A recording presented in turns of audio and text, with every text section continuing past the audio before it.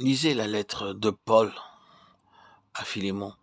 Je te prie pour mon enfant que j'ai engendré étant dans les chaînes, Onésime. 1, 10, 12. Quelle parole esquisse, quel tact dans l'expression.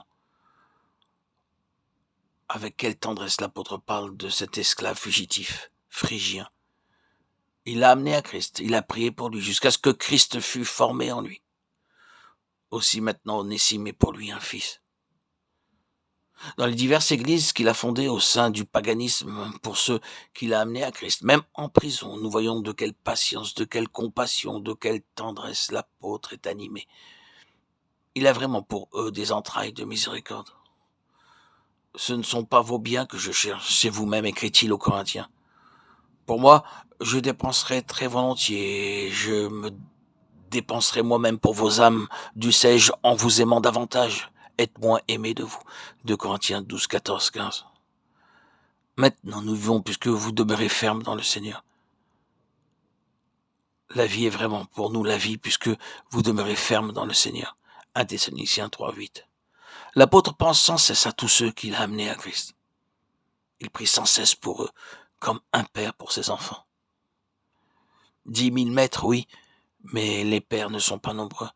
Ils sont peu nombreux ceux qui consentent à la souffrance pour les autres, à porter dans leur cœur le fardeau de leurs besoins, à éprouver de l'angoisse pour leur âme, à verser des larmes.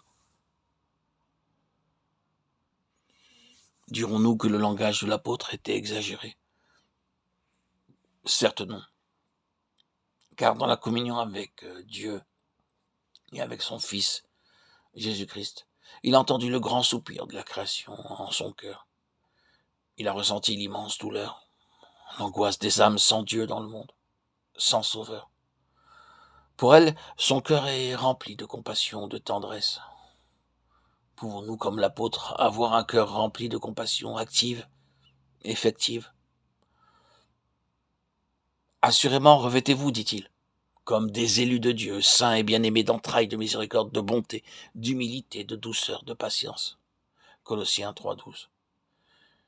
Il vient de les exhorter à se dépouiller du vieil homme et de ses œuvres, et à revêtir l'homme nouveau, qui se renouvelle dans la connaissance selon l'image de celui qui l'a créé.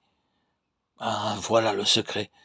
Le vieil homme a été crucifié, la croix du calvaire est l'endroit de la bénédiction. Là tombe toute étroitesse, toutes ces barrières dressées par ce qui est terrestre. Là est dépouillée cette vie égoïste qui cherche la satisfaction du moi, qui ramène tout à soi. Ensuite, l'homme nouveau, ou la nouvelle nature, est revêtu et se renouvelle selon l'image de celui qui l'a créé. Là, plus de distinction terrestre, plus de division, de séparation. Christ est tout en tous. C'est dans le Christ Jésus que nous pouvons recevoir ses entrailles de miséricorde, entrer dans la communion de ses souffrances et connaître cette ferveur d'amour, cette tendresse,